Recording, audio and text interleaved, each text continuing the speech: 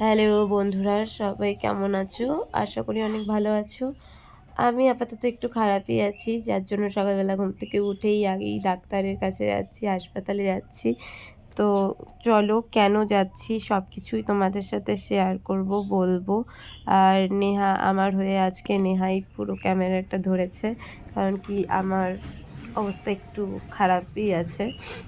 তো এটা আমাদের বাড়ির রাস্তা। মাটি এখন হাসপাতালে আছি, তো বৌদি আমাকে বলল কি হয়েছে, তো বৌদি আমার সাথে কথা বলছে। তো আমি বৌদির সাথে কথা বলে এখন চলে যাব। তো বৌদি বলছে আর কি যে আমাকে তুলো না। তো আমি বললাম সুইট বৌদি। তো নেয়া বলছে নাইটি বৌদি আমাদের। তো বৌদিটা খুব কিউট, আর বৌদিটা খুব ভালো, আমার সাথে খুব ভালোভাবে কথা বলে। আর আমাদের নেহা দেখো না, হাসিই যাচ্ছে হাসিই যাচ্ছে। আমার এত কষ্ট হচ্ছে, ও হাসিই যাচ্ছে। আর কি বলবো।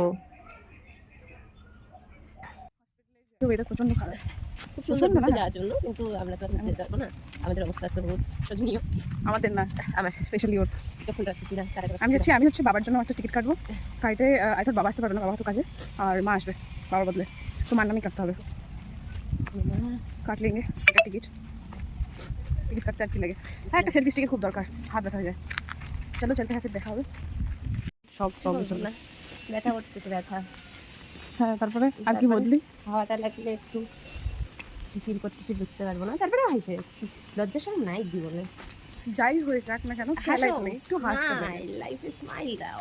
স্মাইলটা খুব দরকার, স্মাইল তো শুধু স্মাইল দাও আর এগিয়ে যাও, ব্যাস। আমরা হাসপাতালে চলে এসেছি, এখন আমরা টিকিটের লাইনে দাঁড়িয়ে আছি। তো টিকিট কেটে নিয়ে তারপর ভিতরে চলে যাব ডাক্তার দেখাতে। তো টিকিটের লাইন তো দেখতেই পাচ্ছ, আর সাথে এখন ভিতরেও আমরা চলে এসেছি। তো ভিতরেও অনেকটাই লাইন আছে, খুব একটা বড় না।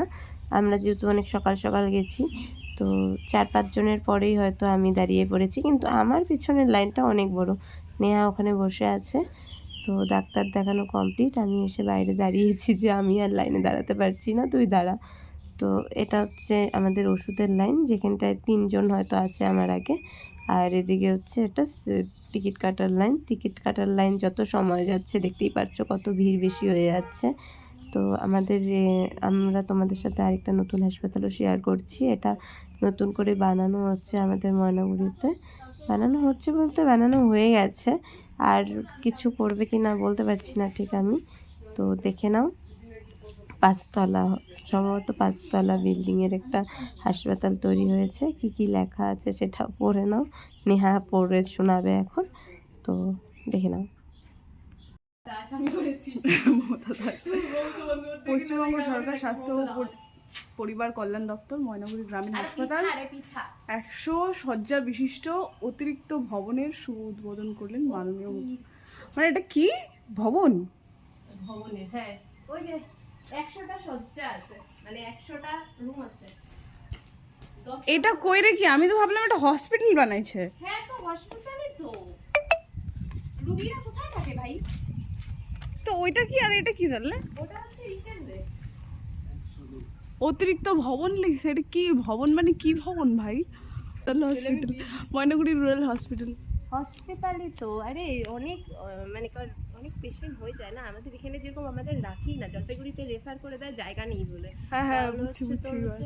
কিসের সময় দেখিস না, উপর নিচ বেড পরপর, তো নিচে রাখাটার তো কোনো মানে নেই। মাঝে মাঝে দেখছি হসপিটালের এই লাইনটা পুরাটাতে মধ্যে বেড তো থাকে। তালা কবে খুলবে এটার উদ্বোধন? যখন তারা সুকার কয়েকটা 5টা ডাক্তার, 5টা ডক্টর 5টা তালার মধ্যে বসা দেবে ব্যাস। 5টা ডাক্তার আবার একদিনে 5টা বসে না, 3টা বা 2টা বসে। ও এদিকেও রাস্তা বানাইছে, তাহলে আর রাস্তা চারদিকেই বানাইছে। আমি জানি এটা পিছন সাইড।